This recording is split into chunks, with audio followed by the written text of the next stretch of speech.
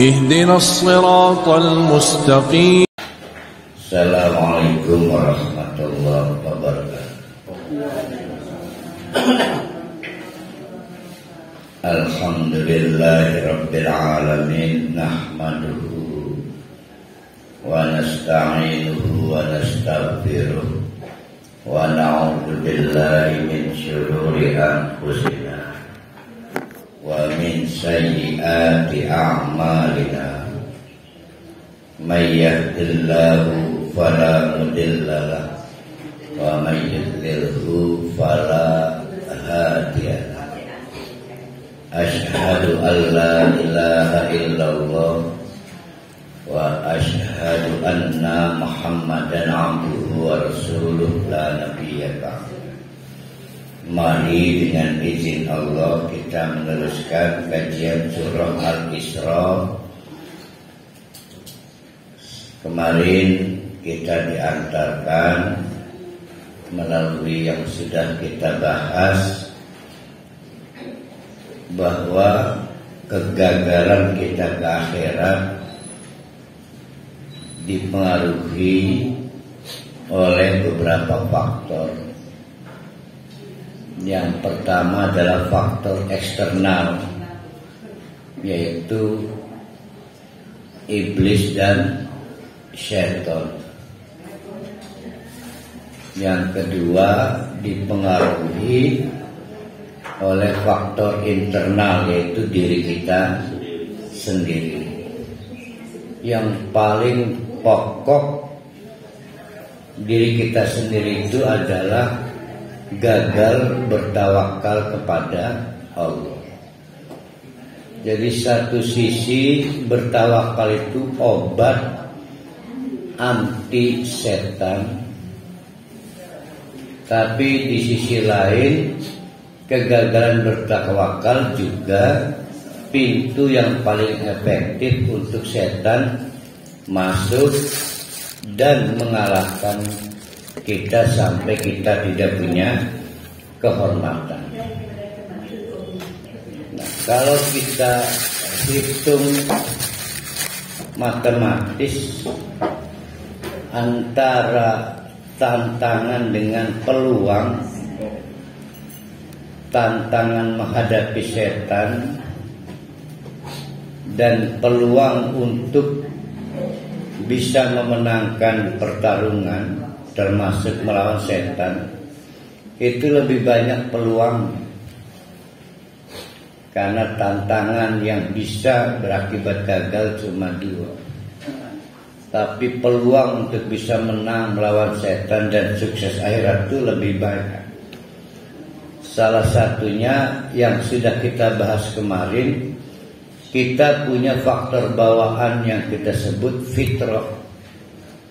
Ya, walaupun orang itu kafir sekalipun, fitrah itu akhirnya muncul juga. Kita ketemukan dalam kasus emergensi, orang kelelep atau di dalam situasi yang sangat penuh keputusasaan, maka orang kafir juga memanggil Allah, Tuhannya, ya.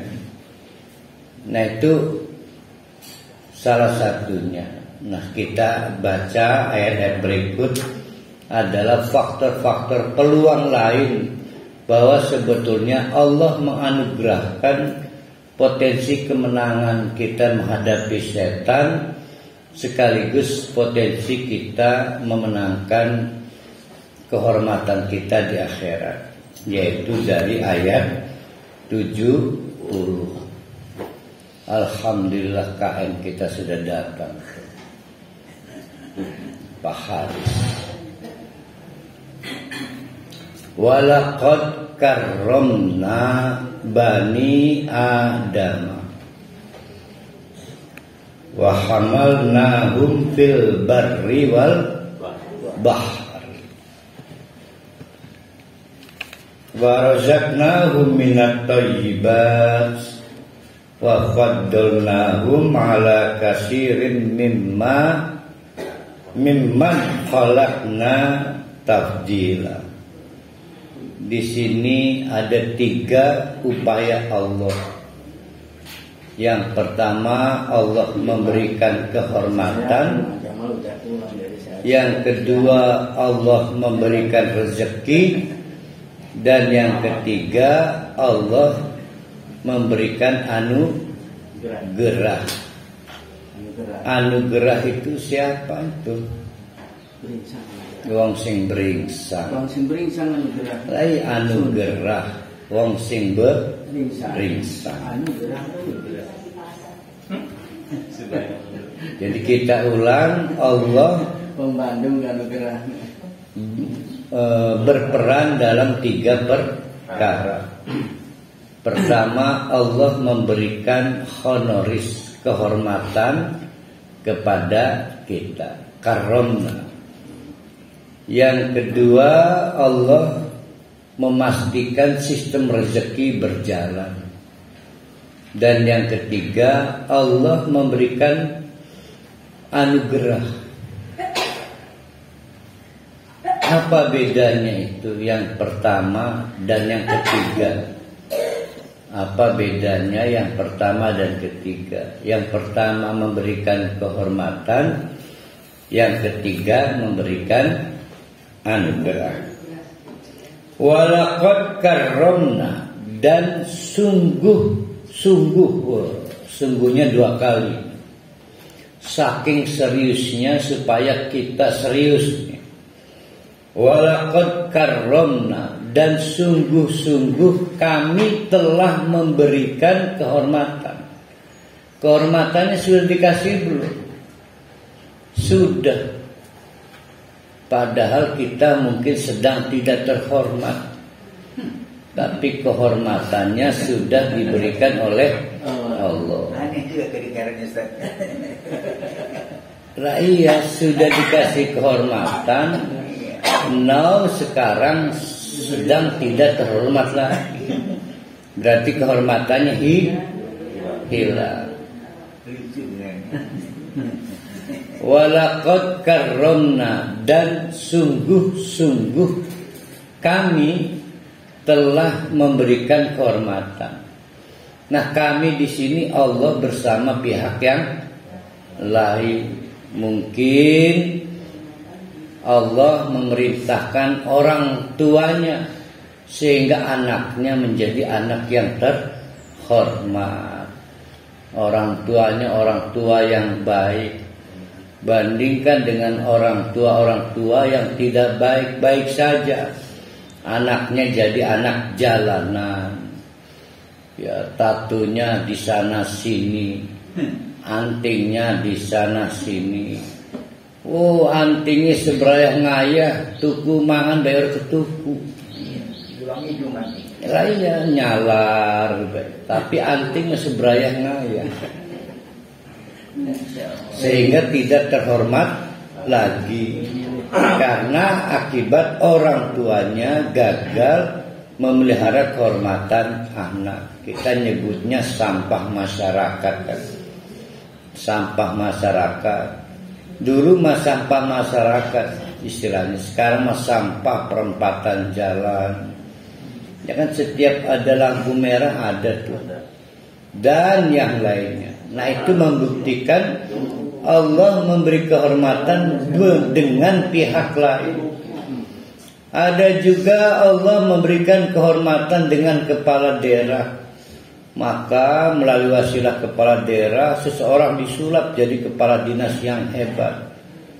Pada waktu kepala daerah sebelumnya, potensinya nggak terasah dan tidak tereksplor, sehingga dia pejabat yang biasa-biasa saja.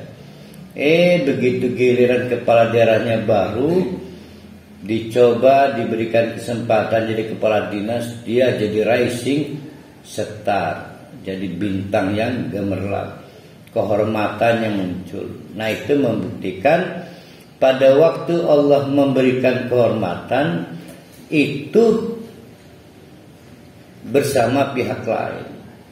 Tapi yang harus bapak-bapak, ibu-ibu camkan, kehormatan yang Allah berikan tanpa bidding. pakai seleksi, pakai lelang, cuma-cuma dikasih.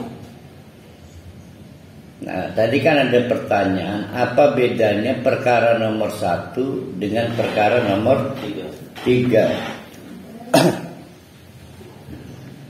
Kok ngaji ini durung pragat, Putri Marus muncul.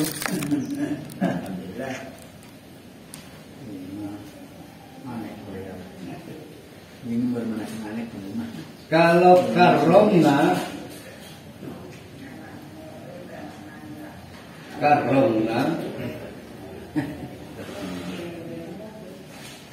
kehormatan yang diberikan Allah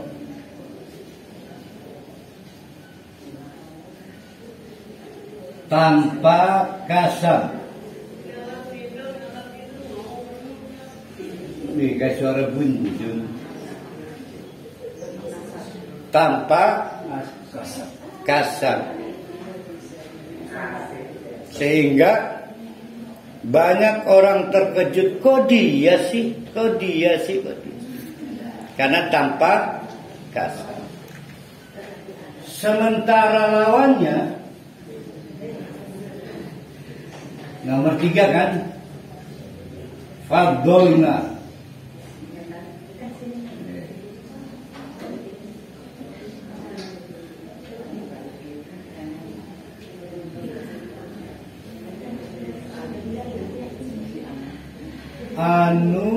Anugerah itu tadi apa? Anugerah. Orang yang beringsang.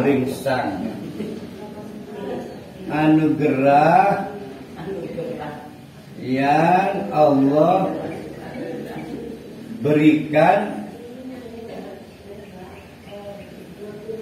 karena adanya kasam.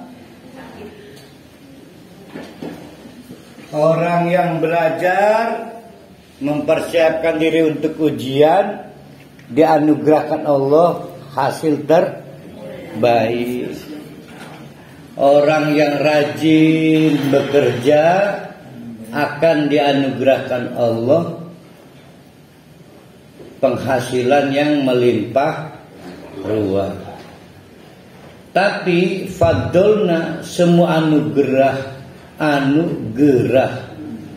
itu telah diberikan, berarti sistemnya sudah ditetapkan bahwa rajin pangkal pandai, hemat pangkal kai. Iya begitu. Rajin pangkal pandai, malas pangkal bodoh. Masih ada satu lagi tuh, 3. Riau pangkalan berandan, apa beda lagi ya? Nah, kita ulang. Ada karomna, ada fadolna.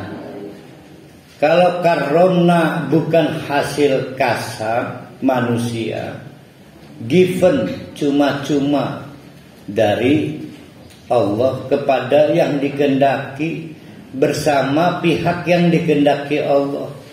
Tadi diceritakan ada anak yang beruntung menjadi anak yang terhormat melalui orang tuanya. Allah menjadikan anak itu terhormat karena tumbuh di lingkungan orang tua yang bertanggung jawab. Tapi tidak sedikit anak-anak yang menjadi anak jalanan, sampah masyarakat, menjadi tidak terhormat karena oleh Allah biarkan anak itu berada di ruang lingkup orang tua yang tidak bertanggung jawab.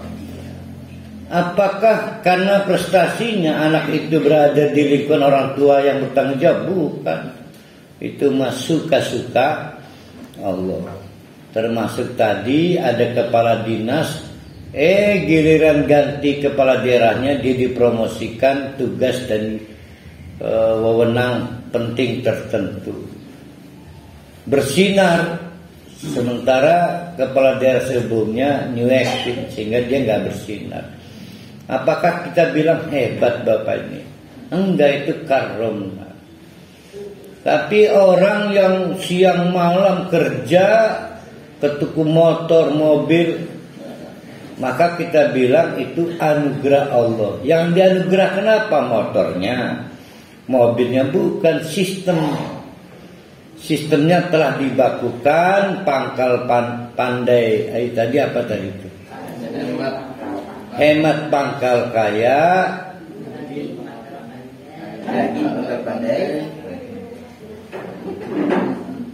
Udah lupa saya. Dulu pernah SD saya dulu. Ya.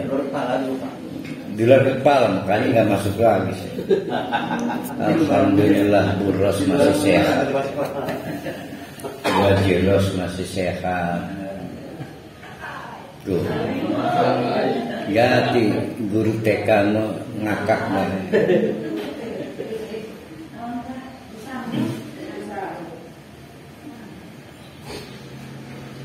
Kok hilang ya?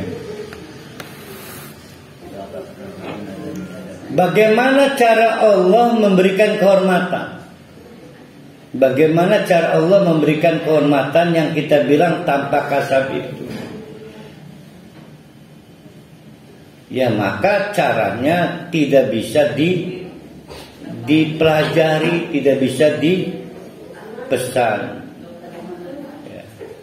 Jadi itu mah suka-suka Allah. Wa hamalnahum fil barri wal bahri. Ada lupa. Nah, adanya kehormatan itu juga peluang untuk kita melawan setan.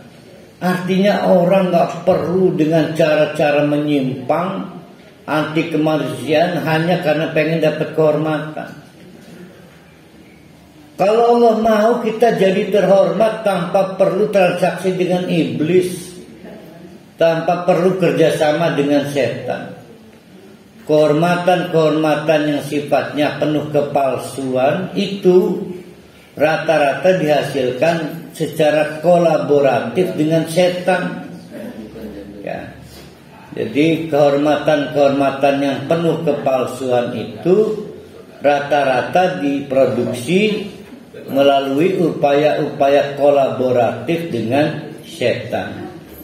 Nah, sekarang putuskan hubungan dengan setan karena kita yakin kalau Allah mau kita jadi terhormat.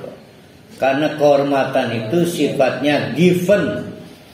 Orang yang disabel, cacat bisa jadi terhormat. Tapi orang yang tidak cacat, lengkap, anggota tubuhnya bahkan kaya raya, dalam waktu sekejap bisa hilang kehormatannya. Ya. Sekarang kita harus memilih, masihkah kita percaya pada setan karena setan konon katanya menjanjikan kehormatan. Yang berikutnya, potensi yang diberikan Allah sehingga kita berpotensi memenangkan pertarungan melawan setan adalah wa hamalna hum fil barri wal bahri. Allah memberikan potensi kita mampu melakukan mobilisasi. Maka wa hamalnahum, kami angkut manusia itu, kami berarti Allah dengan pihak yang lain. Maka Allah menundukkan onta pada zaman itu. Ontanya bisa nurut dengan izin Allah. Dengan onta itu maka manusia bisa berpindah dari satu tempat daratan ke tempat daratan lainnya. Tidak perlu minta tolong setan, nggak perlu.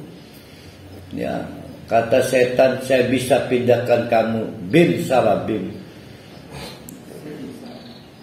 Masih ada nggak setannya itu? Allah juga menundukkan sistem laut sehingga dengan benda yang kecil dibanding kapasitas laut itu berupa perahu, kapal, manusia bisa berpindah dari satu tempat ke tempat lain di kawasan lautan. Itu udah luar biasa itu. Dan kita nggak perlu terperdaya dengan setan yang menjanjikan kamu bisa kok dari satu laut ini ke laut yang lain. Penguasa daratan tetap Allah, penguasa lautan juga tetap Allah. Ya, ini mah ada orang ngelarung laut karena dianggap laut itu susah dikendalikan, susah dikondisikan, seolah-olah ada penguasa lain selain Allah, nggak bisa. Nah, setan masuk mempengaruhi kita. Kamu nggak cukup bertuhan pada Allah. Kamu butuh sesajen supaya laut tidak marah. Karena kalau laut marah nanti nyampe ke darat, merusak perkebunan, merusak pertanian, merusak dunia. Nah, Allah menegaskan tidak ada penguasa daratan, tidak ada penguasa lautan selain Allah. Jadi berhenti terperdaya setan. Yang ketiga dari kelompok ayat ini, totalnya udah 5 nih saya hitung dari yang kemarin kan. Warazaqnahum minat thayyibat. Kami tetapkan sistem rezeki sehingga kita memperoleh hasil terbaik. Sistemnya udah ditetapkan, dipastikan. Cicak dengan cara merayap pun bisa hap-hap dapat nyamuk. Karena nyamuk adalah makanan terbaik untuk cicak. Cicak itu rezeki atau ibatnya apa? Nyamuk. Cuma merayap bisa hap.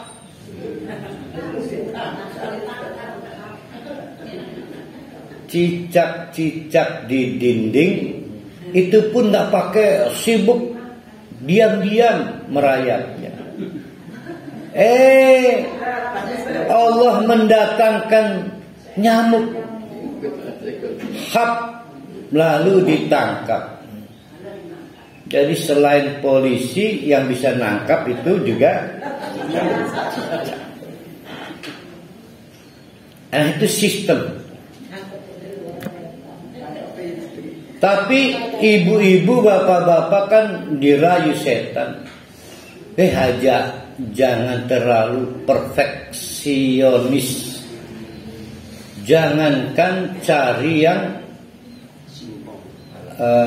halal, gratis yang haram dibuati. Nah, padahal sistemnya sudah dibangun sedemikian mudah oleh Allah. Kita itu bisa mendapat yang terbaik. Tidak mungkin tidak yang terbaik. Sayang kita tergoda setan. Kata setan, zaman edan. Kalau kita tidak edan maka tidak keduman, ketinggalan zaman. Itu setan. Terakhir, kemudahan Allah. Kemudian dari Allah untuk kita potensial memenangkan lawan setan adalah fadlna. Saya ulang, apa beda karomna dengan fadlna?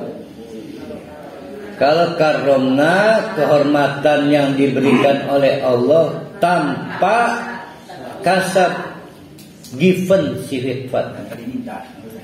Given, cuma-cuma. Kenapa Pak Haji Rusdi diberi kehormatan menjadi suami yang baik? Bukan Pak Haji Rusdi hebat, dikasih Allah. Caranya apa? Didatangkan istri yang soleha. Maka Haji Rusdi menjadi suami yang terhormat. Iya, tak boleh aku narani soleha. Berarti salah saya contohnya kan. Maksudnya istri Zulekha, bukan Zulekha. Mari kita perhatikan potongan ayat terakhir karena ditafsir menjadi berbeda pahamnya. Wa faddalna hum ala katsirin mimman khalaqna tafdilan. Coba diterjemahkan kata per kata ya. Wa faddalnahum, dan telah kami anugerahkan kepada siapa? Hum Bani Adam. Berarti Bani Adam itu manusia ya. Ala kasirin. Nah, kasirin ini siapa nih? Atas kebanyakan. Ada versi tafsir menerjemahkan atas semua makhluk Allah. Atas semua makhluk Allah. Berarti termasuk binatang yang terbaik tetap manusia. Ini tafsir ya, salah satu penafsiran. Termasuk jin, iya. Dibanding jin, manusia terbaik karena fadlna, telah kami berikan anugerah. Termasuk malaikat, kononnya iya. Menurut tafsir ini, kononnya iya.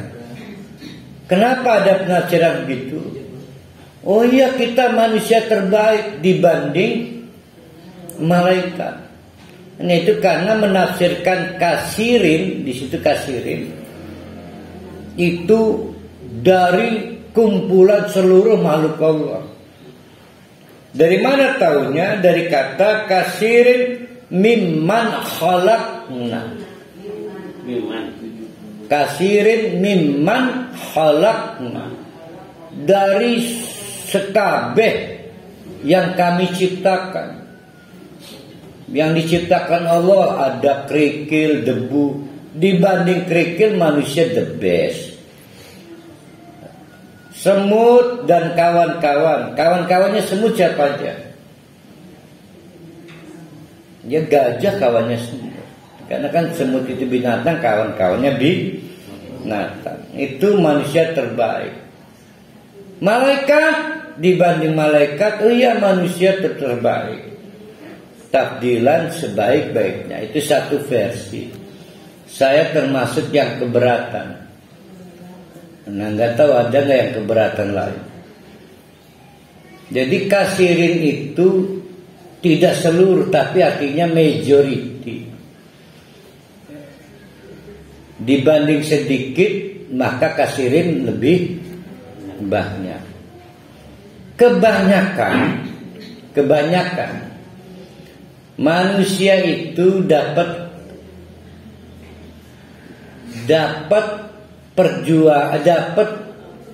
anugerah terbaik karena perjuangan. Contoh, manusia yang mendayagunakan akalnya bisa mengalahkan malaikat enggak? Bisa.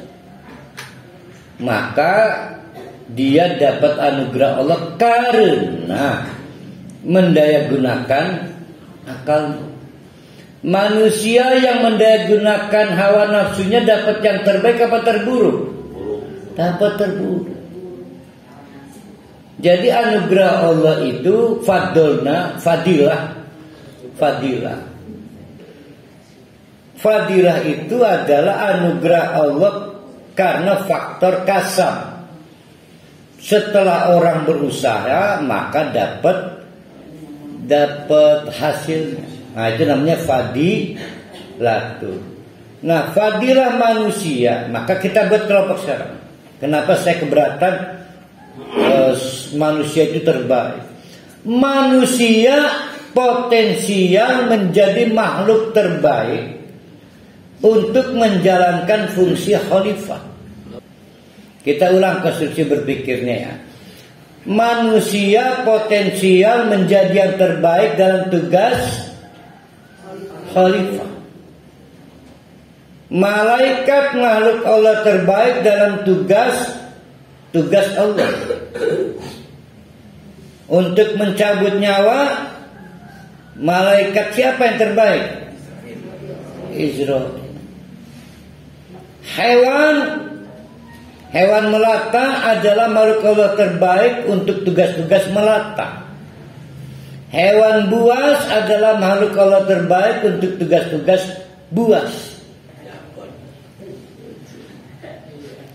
Berarti ada nggak manusia lebih baik dari malaikat?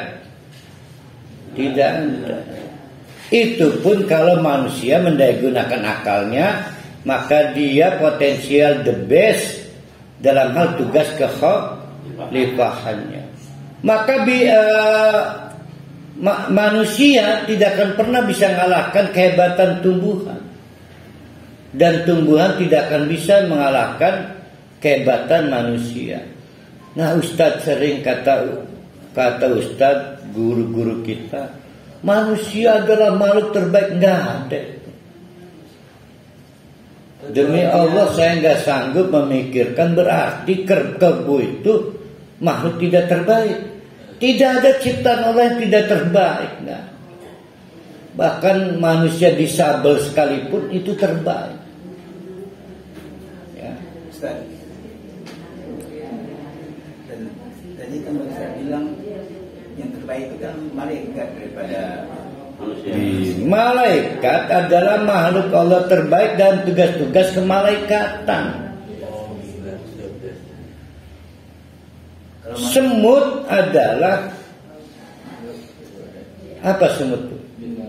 Tugas makhluk terbaik Allah dalam tugas-tugas di dinding. Sok takkan bimesa. Semut hitam. Bukan gitu. Oh, malu aku malu. Saat kaitan dengan tadi, kalau lakon lakukan insan nanti ahsan taqwim itu paling mulia, paling enggak, manusia diciptakan sudah yang terbaik. Manusia itu dalam tugas-tugas kekhalifahan. Aneh dan sing gagal dalam tugas kekhalifahan karena sudah perfect banget kemampuan manusia untuk potensial sukses dalam hal kekhalifahan terbaik. Dan manusia tidak pernah hebat karena mengalahkan iblis, enggak. Karena iblis juga nggak pernah hebat karena mengalahkan malaikat. Semua terbaik makhluk Allah. Nah, itu dalam konteks kata kasirin mimman khalaqna. Jadi ada dua versi tafsir. Nah, saya tidak pakai yang pertama. Yang pertama itu manusia dibanding makhluk yang lain adalah yang dapat anugerah terbaik. Saya enggak. Saya lain pandang saya, Ustaz. Memandang siapa? Manusia ini. Tentang manusia ini. Baru diciptakan saja sudah disentil oleh malaikat. Apakah kau akan jadikan makhluk yang berupa darah begitu malaikat? Jadi sudah diingatkan oleh malaikat manusianya akan menjadi orang jahat begini. Potensial melakukan kejahatan, potensial melakukan kejahatan, potensial melakukan kebaikan. Jadi untuk menyelamatkan manusia inilah Allah turunkan agama Islam. Nah, gitu Ustaz. Jadi awalnya kita sudah dicurigai, Ustaz. Saya mencurigai malaikat, mencurigai. Ya Allah, jangan jadi manusia itu nanti jadi begitu-begitu akan butuh darah nanti itu. Allah senyum. Don't worry. Jangan takut ya. Jangan takut. Apa akan saya turunkan tuntunan kepadanya. Jadi kita ini betul-betul selamat karena ada Islam ini. Ya, tetapi sayang tidak mau menegakkan Islam itu. Juta manusia. Saya baca kemarin di dunia ini sudah sampai 200 juta manusia. Cuma yang mau menerima cuma 200 miliar apa 200 juta? Yang menerima cuma seperempat dari seluruh manusia. Di Amerika mayoritas tidak menerima. Di Rusia mayoritas tidak menerima. Di Cina lebih-lebih lagi. Jahat manusia ini. Nah, cuma kebetulan kita lah yang paling banyak menerima Indonesia ini. Oh, jadi Indonesia mayoritas menerima Islam. mayoritas Islam. Nah, menerima doang. Menerima Islam. Ya bukan beragama Islam kan. Nah, nanti itu kan penilaian. Yang jelas kan istilahnya seseorang itu kan bersyahadat. Nanti guru apa saja jadi akhirnya Ustaz. Pertanyaannya, kapan kita tahu hasil yang disebut anugerah itu? Iya. Apa para ahli anugerah itu? Sing beringsang kata Maris. Anugerah. Anugerah. Sing beringsang. Kapan anugerah itu bisa kita lihat hasilnya? Nah, pinter. Jadi nanti di akhirat. Ada yang berupa pahala, ada berupa dosa. Masya Allah, baru ahli cerdas sekali ya. Tapi hasil di dunia sudah bisa kita lihat. Apa misalnya kerja keras dapat hasil. Kalau kita menjaga pola makan, maka kita potensial sehat. Kalau kita mau ngaji, potensial kita bisa menegakkan agama kita. Itu di dunia. Tapi yang paling ultimate hasil itu kita lihat nanti di akhirat. Maka Allah mengingatkan, yauma, ingatlah pada hari. Yauma, ingatlah pada hari. Nad'u kulla unasin. Kami panggil itu sekabeh manusia. Kalau dari sejak Adam sampai manusia terakhir berapa miliar? Wallahu a'lam bishawab. Tapi sejak by name-nya Adam sampai terakhir semua dipanggil. Bi imamihim, dikaitkan dengan siapa pemimpinnya. Dikaitkan dengan siapa pemimpinnya. Para ahli kenapa berbeda dengan tetangganya di penancangan? Karena merasa pemimpinnya tidak sama dengan jamaah yang di penancangan kan. Nah, maka para ahli akan dipanggil. Kelompok Haji Rasul. Semua ada kaitan kepemimpinan. Jadi siapa imam itu? Yaitu yang menyebabkan kita mengambil sikap tertentu. Maka ada yang tahlilan, ada yang tidak tahlilan. Ada yang kunut di sholat subuh, dan ada yang tidak kunut di sholat subuh. Bahkan ada juga tidak kunut tidak sholat subuh. Ada. Nah itu pasti nggak berdiri sendiri. Itu ada imam. Semua dipanggil, dan manusia yang pertama dipanggil itu adalah Nabi Muhammad sallallahu alaihi wasallam. Jadi setelah semua itu mati dan dimatikan melalui kiamat. Karena dia mati normal nih, mati sebelum kiamat. Ada juga yang dimatikan melalui huru hara kiamat. Maka semua kan mati, dimatikan. Sebenarnya mah hidup. Maka ditanyakan Allah, manusia yang pertama dipanggil, dibangunkan itu namanya adalah Muhammad bin Abdullah Rasulullah sallallahu alaihi wasallam. Nah, menanti antrian di padang mahsyar. Kalau bapak-bapak ibu-ibu beruntung tanpa hisab. Nah, nanti kita ngaji. Ibu-ibu yang ikhlas dalam persalinan tanpa hisab kalau meninggal. Yang ikhlaskan Allah persalinannya. Tapi kan persalinan ikhlaskan Allah gak gampang. Udah ikhlaskan Allah udah mati pisan. Kan gak gampang. Nah itu bigoiri hisab. alumni perang Islam juga bigarisan. Nah kita yang bigarisan kan harus antre.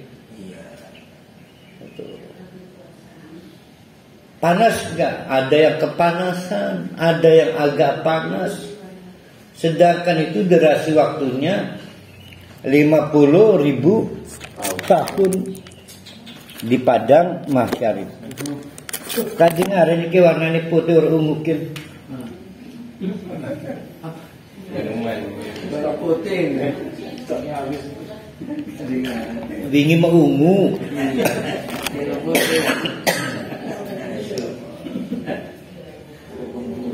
Wajar kita itu kasak kusuk pengen dipitan dihisap. Akhirnya semua cari pemimpinnya. Ada yang datang ke Nabi Adam. Kata Nabi Adam, lastu anak. Bukan saya nggak bisa memohon pada Allah agar kamu didahulukan di hisab. Lagi siapa iki lamun dia umatnya Nabi Adam dia. Maka akhirnya datang ke nabi-nabi seleb lainnya. Kan nabi seleb itu dia ada Nabi Ibrahim. Lah ada meor bisa jemani kita lastu anak.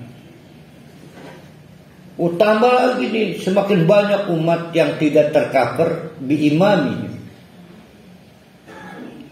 Ketemu Musa 11-12, ketemu Aisyah sama lastuan. Akhirnya terakhir ketemu Nabi Muhammad. Ditulis di papan rumahnya, kamu datang ke orang yang tepat.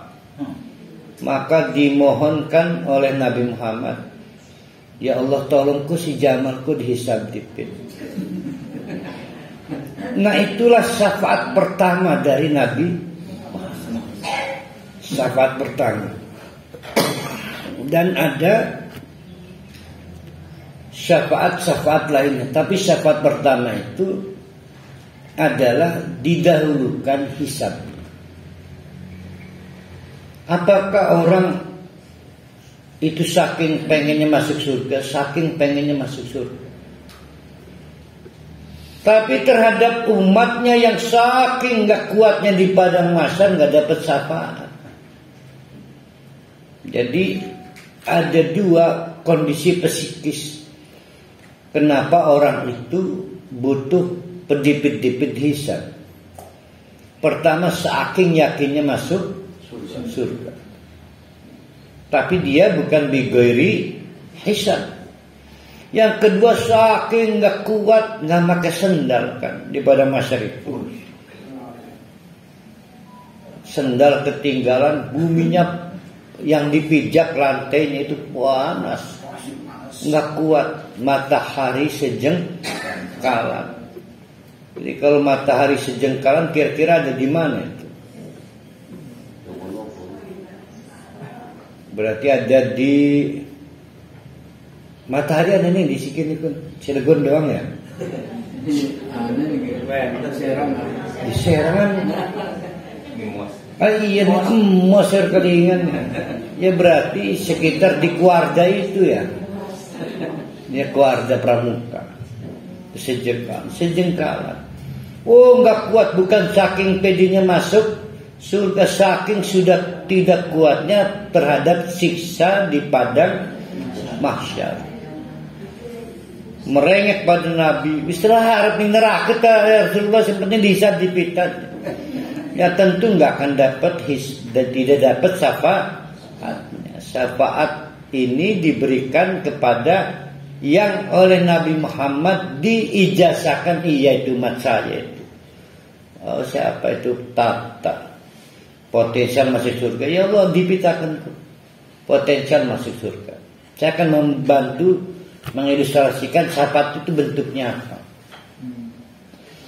Syafaat itu bentuknya penambahan kalibrasi cahaya. Jadi bertambah kekuatan cahaya. semakin diberi syafaat, semakin bertambah terang. Saking terangnya, maka untuk bisa mencapai gerbang 0,0 detik. Berapa kecepatan cahaya? Itu sama dengan modal plus syafaat. Jadi cahaya ini, kecepatan cahaya ini kita butuhkan untuk melewati as-sirat, jembatan as-sirat. Maka digambarkan Jamal ini hanya bisa melintasi jembatan as-sirat dengan kecepatan 400 km per jam. Dihasilkan dari mana? Dihasilkan dari cahaya yang berhasil dikumpulkan di dunia plus syafaat dari Nabi Muhammad.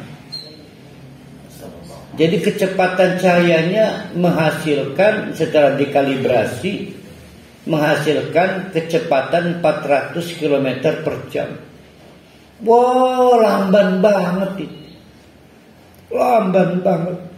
Sementara di bawahnya api neraka bergolak-golak. Jadi seberapa cepatnya kamu melintasi as-sirat, itu dihasilkan dari seberapa cahaya yang dimiliki.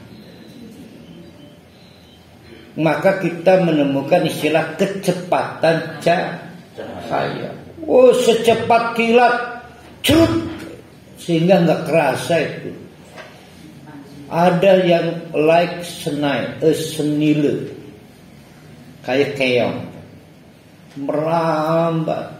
Karena dulu waktu di dunia cahayanya yang dihasilkan redup. Bagaimana tidak redup? Iya sih sholat duhur, tapi pada saat menjelang asar. Iya sih sholat maghrib, tapi pada saat menjelang isya.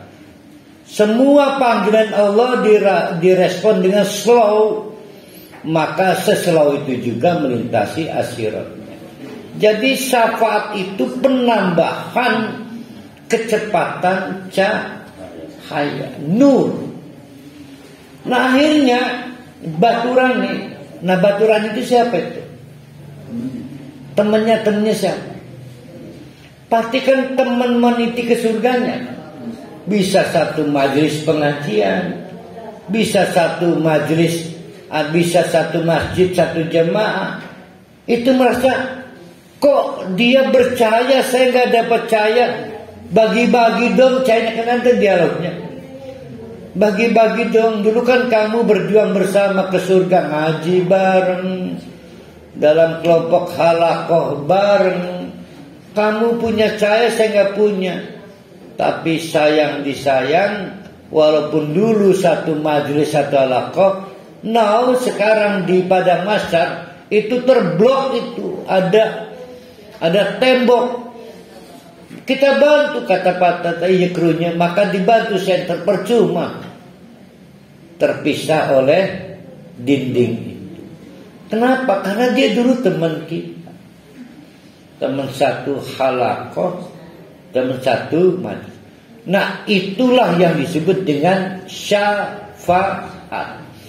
Jadi syafaat itu akan sangat membantu kita, kecepatan kita melewati as-sirat. Nah setiap pelambanan adalah cicipan neraka itu. Pelambanan itu melamban 1 detik. 1 detik sama dengan berapa hari di neraka?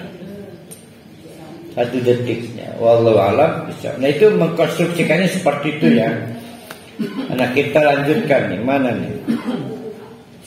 Nah semua akan diasosiasikan dengan imamnya.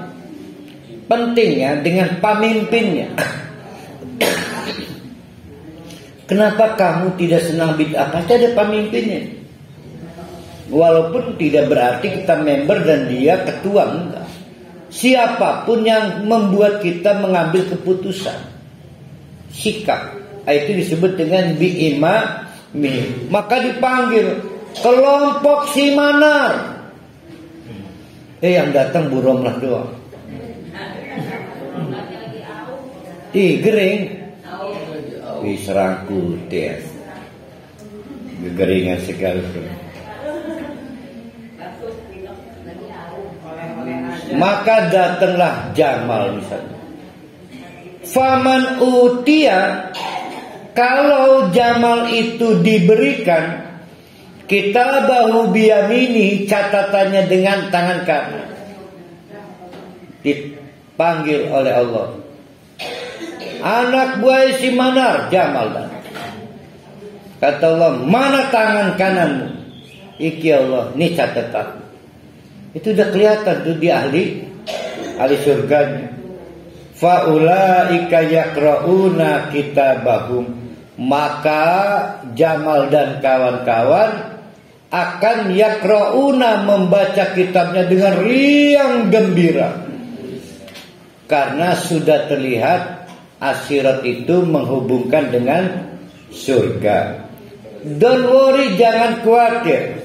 Wala yudlamuna fatila, tidak akan dicurangi sedikit pun. Fatila, fatila itu serpihan. Nih kalau kita gini nih, ada nggak kerasa serpihannya? Kerasa doang. Secara mata kasat nggak kelihatan. Nah itu namanya fatila. Sebegitunya pun tidak akan dicurangi. Nah, bapak-bapak, ibu-ibu, ilustrasi tadi itu hampir 100% menggambarkan situasi di dunia. Ada yang melintasi akhirat dengan gegerayang karena sangat kurangnya cahaya. Sudah gegerayang, kepleset maning, tidur maning, kecemplung maning nih neraka. Manek maning, gegerayang maning, kecemplung maning neraka. Nggak punya cahaya, kayak orang buta. Karena pada waktu di dunia dirinya membutakan dirinya sendiri. Maka dikatakan oleh Allah, wa man kana fi hadhihi ma wa man kana, dan adapun orang-orang kana yang faktanya fi hadhihi ama, waktu di dunianya itu membutakan dirinya sendiri. Berarti kalau buta, berapa mata yang dibutakan itu? Satu mata. Mata apa kiarankin? Ya mata indera. Yang kedua mata hati. Sebenarnya tiga itu. Mata kaki. Ya, kalau mata ada tiga, tapi kita pakai dua aja lah, mata indera dan mata hati. Maka fahuwa fil akhirati a'ma, jadi ini akhirat juga kayak orang buta, melintasi jembatan akhirat gegerayang, kepleset tiba maning, kecemplung maning di neraka. Wah, itu bertahun-tahun, berlama-lama waktu, masih untung kalau akhirnya kata Allah, isi dibantunya masuk surga setelah 1000 tahun di perjuangan itu. Nah itu masih untung ya. Kalau khalidina fiha peringat selamanya.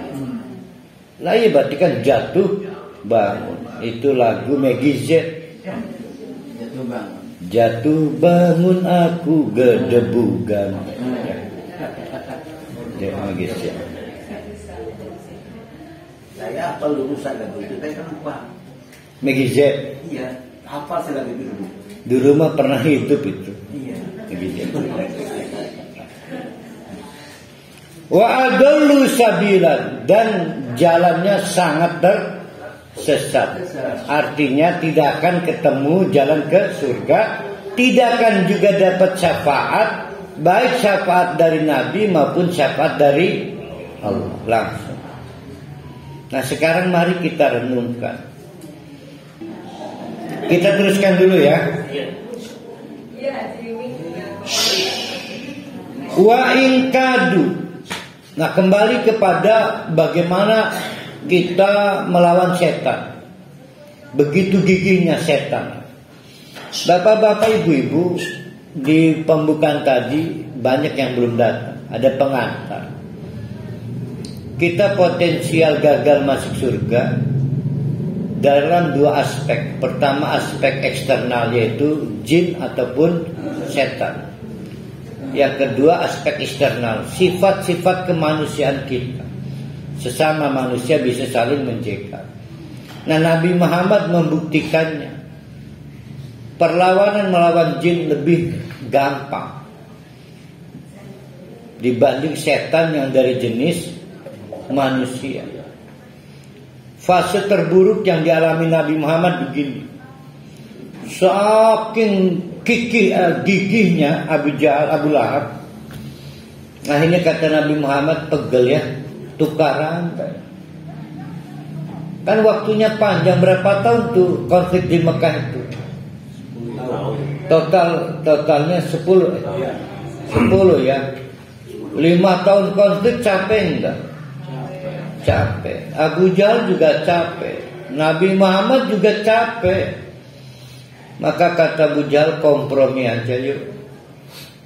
Bisa kompromi perbedaan hari.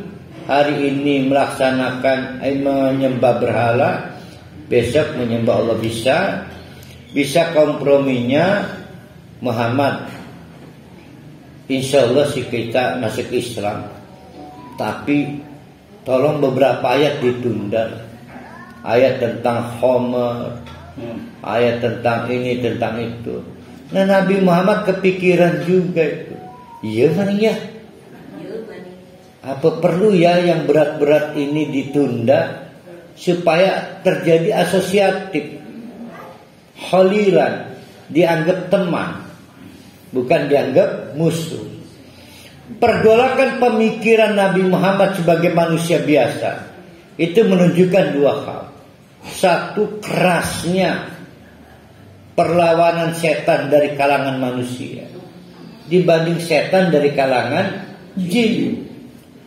Yang kedua, hatta Nabi Muhammad, sampai Nabi Muhammad manusia terbaik ini pun itu potensial loss, kalah, hampir kalah, tapi tidak kalah. Maka direkam oleh Allah, kita baca rekamannya. Jadi jangan anggap remeh setan dari kalangan manusia. Ya, siapa dia? Bisa istri saya, bisa anak saya. Kalau istri bisa suaminya, bisa anaknya, bisa temannya. Pokoknya bukan jin aja. Kalau yang pakai jin mudah dikenali. Pakai jin, ya kan celana jin yang gitu-gitu aja, mudah dikenali. 505. Itu paling ori kalau di Serang di Tugu Krakatau. Kalau perut kegedean, bagian bawah kegedean, ada tukang jahitnya di Surang. Krakatau ya. Tukang permak.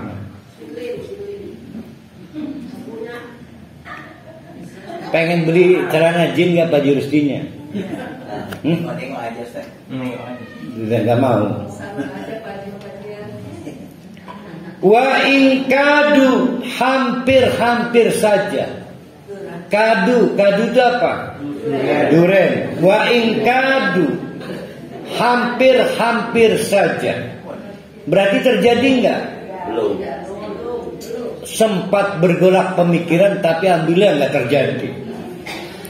Liyaf tinunaka 'anil ladzi awhayna ilaika, agar kami Nabi Muhammad itu mengkoreksi wahyu Allah. Bisa dikoreksi isinya, bisa dikoreksi kapan pengumumannya, bisa dikoreksi kapan pemberlakuannya. Kata orang-orang kafir Quraisy, ini bisa rusuh di Muhammad lamun dipaksakan. Iya mana ya?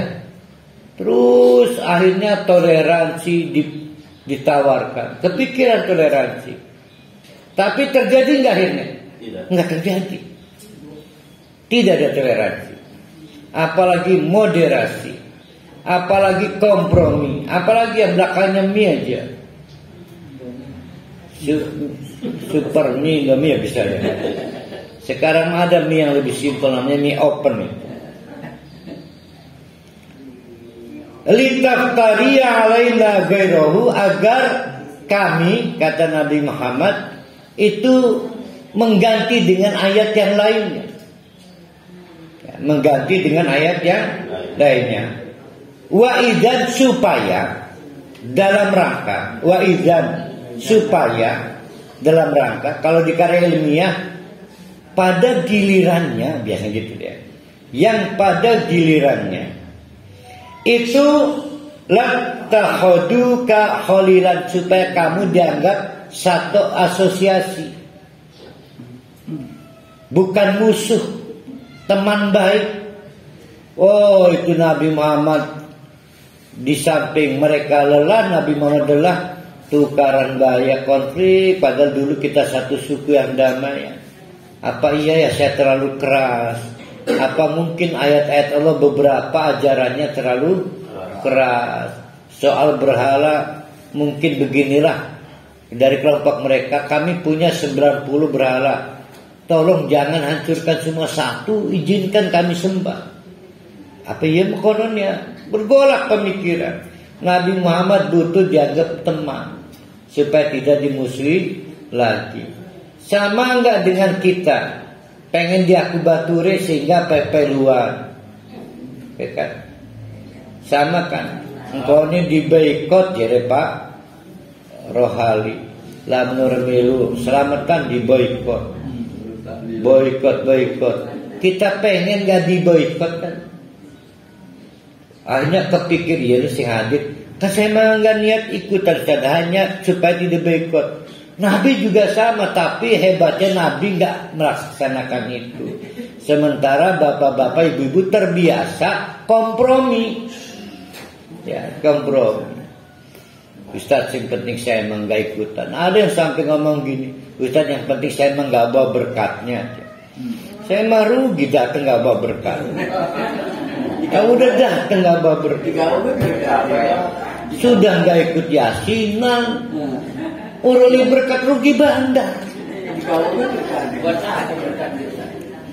Lagi namangan on dinai berkat. Lai berkat itu isinya apotik, obat.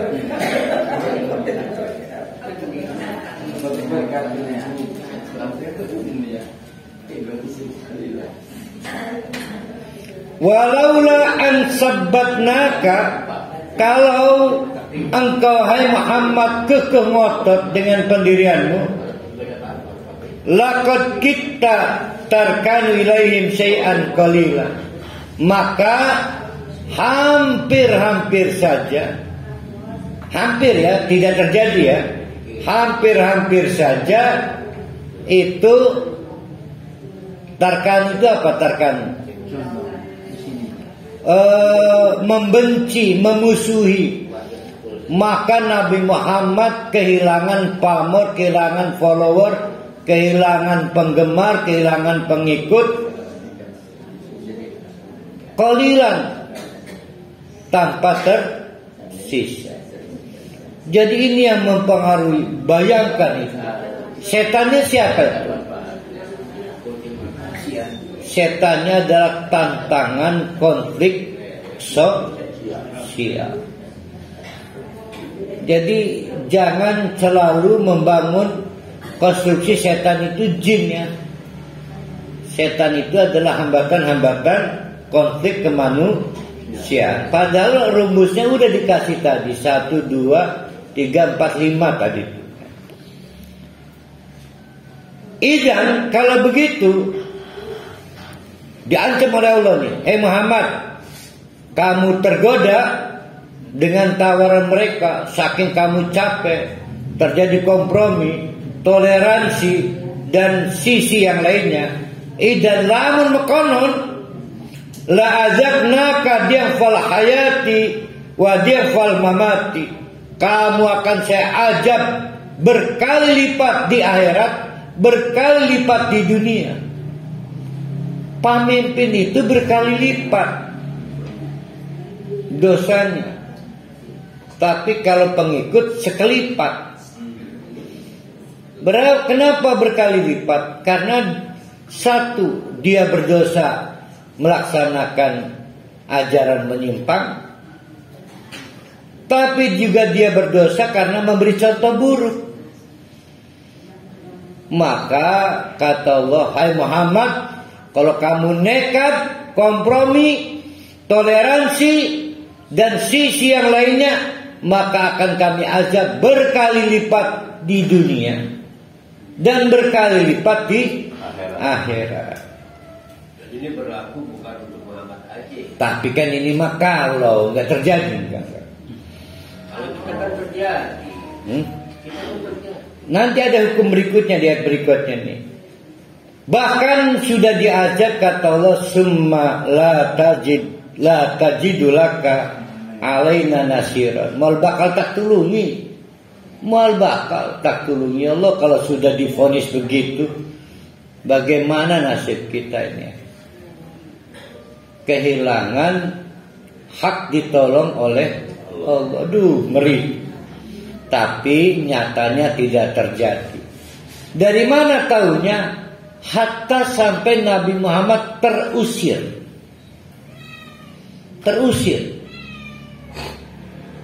Sebab kalau bertahan boleh jadi terjadi kompromi. Tapi hati-hati, setiap kali ada kiai, jangan kiai dulu. Hukumnya nggak berubah. Setiap kali ada nabi terusir dari daerah dakwahnya, maka setelah terusir azab dimulai. Itu hukumnya nggak berubah. Udah sunatullah. Setiap kali kiai diusir dari daerah dakwahnya, maka sepeninggal kiai itu pasti azab terjadi. Ini mah kiai diusir, bukan kiai mati nih mah. Kiai diusir, dipersekusi dari suatu masjid. Ini hukumnya nggak berubah, sing bengen sampai kiamat. Mari kita lihat. Makanya nggak ngerti. Jangan hanya karena masalah madhab, sor-soran besar kiai kan. Ya, mungkin kamu nggak suka karena beda madhab doang, tapi dia tetap pewaris para nabi. Ini mah kiai bukan saya, ini mah kiai. Kan saya mah penceramah doang. Wa in kadu la yastafijunaka minal ardi liyukhrijuka minha. Kalau saja mereka itu istifjaz itu memprovokasi. Mereka terus-menerus memprovokasi Muhammad, kamu sampai beringsang, panas, gerak. Maka mereka pengen kamu itu terusir supaya hengkang dari daerah dakwah. Daerah dakwahnya Mekah. Wa idan lamun ting-ting kubating terjadi, layal basuna khilafaka illa qalilan, maka yang tersisa cuma sedikit. Yang lainnya kena azab. Dari mana tahunya? Begitu Nabi Muhammad terusir ke Mekah, maka penduduk Mekah sepeninggal itu harus hancur-hancuran menghadapi peperangan demi peperangan dengan penuh kekalahan. Tidak punya kehormatan ketika didatangi Nabi Muhammad pada peristiwa Fathul Mekah. Yang tersisa adalah yang punya kehormatan doang. Yang sudah tidak punya kehormatan terbunuh, tewas, mati. Ada Abu Jahal, ada Abu Lahab. Siapa lagi yang pengen jadi Abu tewas coba? Ya abu-abu yang lain. Nah itu sunatullahnya.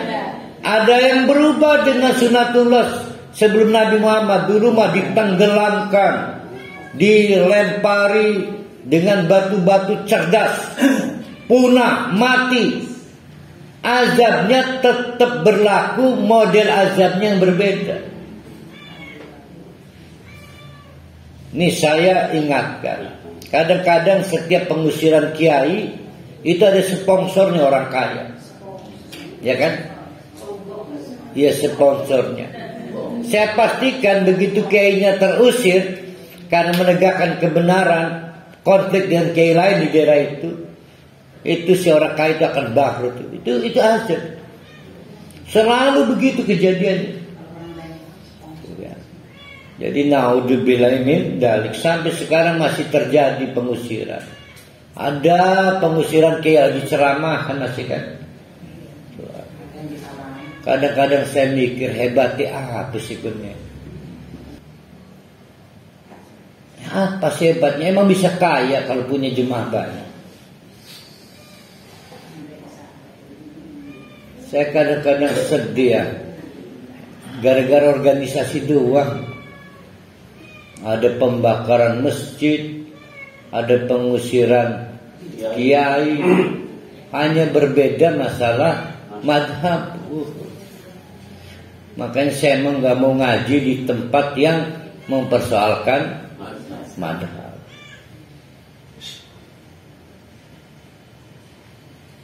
Wa idzan, kalau begitu maka yang tersisa penggantinya itu pasti akan rontok ya. Itu adalah sistem baku sunnah. Sunnatan man qad arsalna qablaka min rusuli. Sudah baku pernah diberlakukan ke rasul-rasul sebelum Muhammad. Jadi kalau Bu Nengati Endah akan begitu, ya akan begitu terus. Jadi kapan kiai terusir dari daerah dakwah, maka daerah dakwah yang ditinggalkan kiai yang diusir itu pasti akan mengalami azab. Pasti. Yang berbeda adalah model azab. Itu adalah sunnah. Sistem sosial yang baku. Sunnah itu sistem sosial. Wala tajidu li sunnatina tahwilan, dan mual bakal robah sampai kiamat. Jadi modal ketetapan sosial tentang azab bagi daerah yang diusir, yang kiainya terusir, itu tidak akan berubah sampai kiamat. Tetap akan ada azab. Nah yang berbeda adalah azabnya. Makanya jangan mentang-mentang lalu kiai diusir segala. Dan semati-mati nih begitu. Ndike. Nah kita akan masuk ke penutupnya. Oleh karena itu bapak-bapak ibu-ibu, begitu beratnya tantangan kita menegakkan kebenaran. Rentan gagal kita ini. Nah cara menolongnya gimana? Coba. Yaitu menjaga konsistensi. Cara menjaga konsistensi perjuangan apa? Ada yang memberi nasihat. Apalagi pasang kaligrafi. Oh ingat kuburan. Yang paling bagus metode menjaga konsistensi adalah menjaga sholat. Ya, kalau kita mulai dari sholat subuh, mulai itu disorientasi jam 11 tuh, insya Allah ketemu lagi jam matahari tergelincir pertama, sholat dohor, maka direfresh lagi. Terus, nah yang paling ngeri adalah panjangnya waktu dari Aisyah sampai subuh masih ada. Yaitu kewajiban sholat tahajud. Bagi Nabi wajib, tapi bagi kita sunnah. Kenapa bagi Nabi wajib? Berat tugasnya. Seberat apa sih kerinduan sidilan? Oh berat Nabi Muhammad. Sidilan mah berat-berat. Beratnya berapa? Nah karena berat maka sholat tahajud diwajibkan bagi Nabi. Jadi bengen ibu-ibu, sebelum sholat 5 waktu diperintahkan. Sholat 5 waktu itu berarti sholat wajib ya. Itu lebih dahulu berlangsung sholat tahajud. hukumnya wajib. Sebelum sholat. Akhirnya datanglah perintah sholat dengan paket 5 waktu. Maka sholat tahajud tidak menjadi wajib lagi, tapi tetap berlaku wajib bagi Nabi. Nah, saya mau mengambil konsideran dari situ. Kalau merasa jadi mubalik, jadi pemimpin, jangan nggak sholat tahajud, berat, berpotensial gagal. Kalau nggak sholat tahajud tambah berat perjalanan dakwahnya. Maka Nabi diwajibkan sholat tahajud. Nah, sholat 5 waktu ini terdiri dari 3 satuan waktu. Yaitu pertama karena tergelincirnya matahari. Matahari tergelincir kapan? Tergelincir pertama pada saat duhur. Kan tidak tepat di atas, enggak. Berapa derajat itu tergelincir tuh. Lamun bengen mening pesantren gua kan. Apa bayangan itu kan. Kalau kita ke Bandung mana di Cimahi itu mana itu. Ada jam yang pakai ginian tuh. Saya lupa itu, rumahnya apa namanya itu. Nah, itu tergelincir sedikit pertama itu namanya sholat duhur.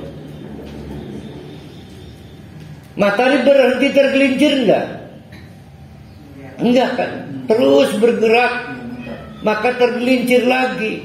Masuk waktu asar. Sampai akhirnya tenggelam apa terbenam? Terbenam dan terbenam jasur. Terbenam dan sangat terbenam. Nah, pada waktu terbenam, titik terbenamnya disebut sholat maghrib. Sangat terbenamnya disebut sholat isya karena malam dimulai. Tuh, udah dua kelompok waktu sholat. Dan kelompok waktu pada saat bacaan Al-Quran dibacakan di waktu fajar. Kapan itu? Sholat subuh. Itulah 5 waktu sholat. Nah, dari transisi itu paling mencekam adalah antara dulu Syam, terbenamnya matahari, terbenam sangat isya, sampai fajar. Berapa jam itu? Ada 8 jam. Wah, itu ngeri. Potensial kita dikalahkan setan, dikerjain setan. Maka kita memerlukan tambahan waktu.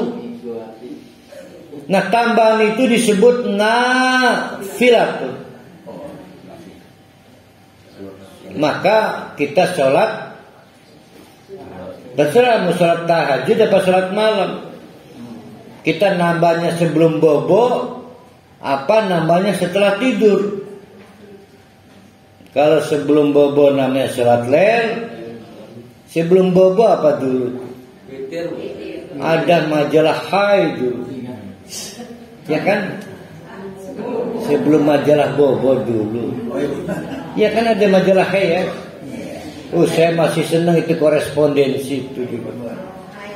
Jadi ngirim foto itu udah berat, begini mancing fotonya majalah Hai itu. Ya begini. Nah, kita coba baca penutup ayatnya, penutup kajiannya. Oleh karena itu, aqimis sholat, supaya terjadi rentep konsistensi. Semakin lama orang itu tidak diingatkan, semakin disorientasi, setan masuk. Kapan kita menegakkan sholat? 1, karena dulu kisyamsi, matahari tergelincir. Tergelincir pertama adalah dari tengah-tengah ausatuha, sedikit tergelincir waktu duhur. Tergelincir kedua waktu asar. Yang kedua ila ghasaqil laili, karena menuju sangat terbenamnya matahari. Terbenam pertama kapan? Maghrib. Sangat terbenam, hilang mataharinya, berganti malam. Kita sebut waktu isya. Yang ketiga adalah wa Qur'an al-fajri. Nah, ini yang jadi masalah. Khusus baca Quran di fajar, maksudnya salat subuh, itu berat, ngantuk. Maka kata Allah, mau nggak? Karena masyhudan, spesial loh. Allah turun mencari siapa yang baca istighfar, siapa yang memintaku. Masyhudan, spesial, bukan berarti salat yang lain nggak disaksikan. Ini spesial. Allah diinformasikan turunnya ngajak. Ya. Menarik kan? Masyhudan. Nah, kalau merasa was-was, aduh gawat ini, bisa kalah dengan setan ini, gawat ini. Sering menang setan tuh. Iya, artinya terutama waktu malam kan. Nah, maka wa minal laili, pada sebagian malam. Nggak boleh loh menghabiskan malam untuk ibadah, dosa besar. Ya, sebagian aja. Fatahajjat bihi, maka salat tahajud nafilatan. Sebagai tambahan. Siapa? Tambahan itu bagi siapa? Ayo. Tambahan itu bagian merasa kurang. Dapat 5 waktu masih kurang mantep. Maka tambah sholat tahajud. Masih kurang mantep, tambah sholat duha. Tuh, mulai rapat itu. Insya Allah kita nggak akan ngelantur, karena dari waktu ke waktu terjadwal kita diingatkan oleh Allah. Itu manfaatnya ya. Makanya sholat itu karena mauqutan, waktunya terjadwal. Mauqut, waktu terjadwal. Asa ayyab asaka rabbuka maqama mahmuda. Bapak-bapak, ibu-ibu, sekali lagi, khusus Nabi Muhammad, khusus tahajud diwajibkan. Tahajud inilah yang memberi tiketing kepada Nabi Muhammad sebagai otoritas yang diizinkan Allah memberi syafaat. Nah, maka dia digelari maqamam mahmuda, ai syafaat. Jadi kalau ditanya apa sih tempat mahmuda itu? Kalau saya makan mahmuda ya, mahmuda dia. Mahmud. Para ahli tafsir menyepakati maksudnya syafaat. Jadi bersyukurlah kepada Allah, Nabi Muhammad itu sampai akhir wafatnya konsisten sholat tahajud.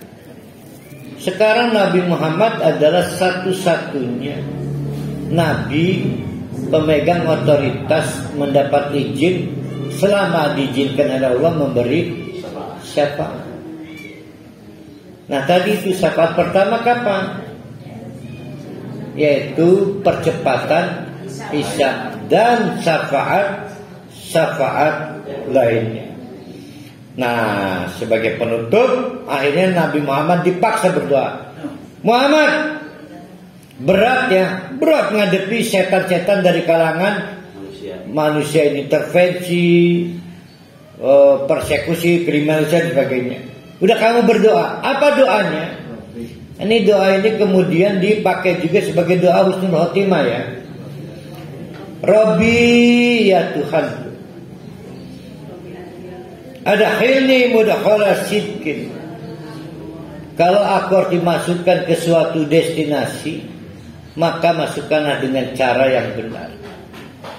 Tapi sebaliknya, wakhrijni mukhraja sidqin. Dan kalau aku harus dikeluarkan dari suatu destinasi, maka keluarnya pun dengan cara yang benar. Waj'al li min ladunka sultanan nasira. Dan tolonglah beri kepadaku kekuatan ladunka, langsung darimu tanpa usaha. Namanya kekuatan laduni. Jadi lamun laduni tanpa kasar. Nah, bapak-bapak, ibu-ibu, terkait dengan doa yang tadi, masukkan ke tempat dengan cara yang benar, keluar dengan cara yang benar, ada 4 tafsir.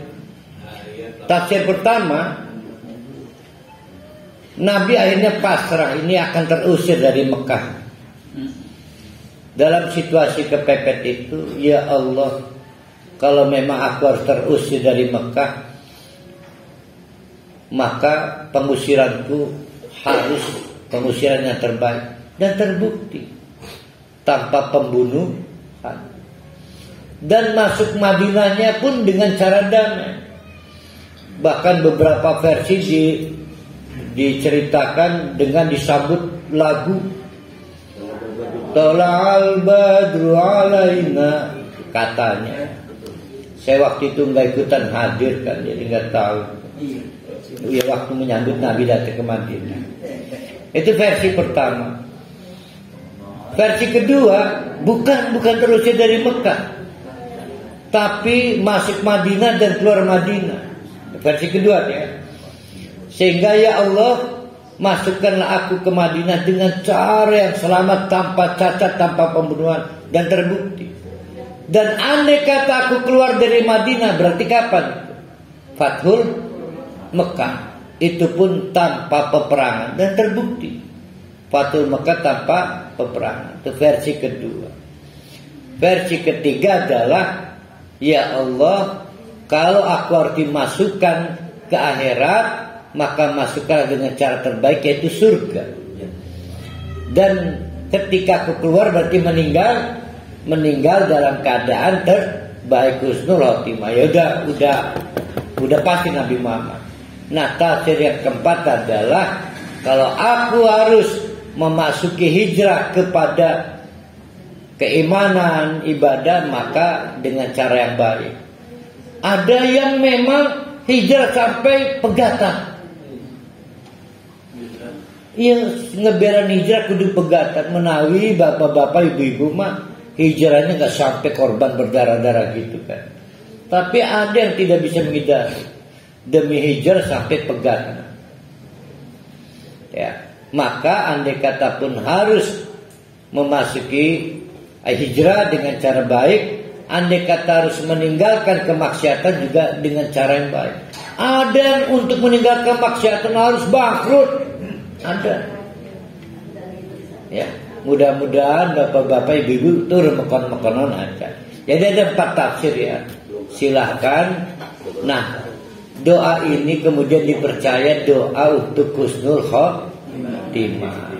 Kalau saya tidak cukup doa, tapi konsistensi beramal.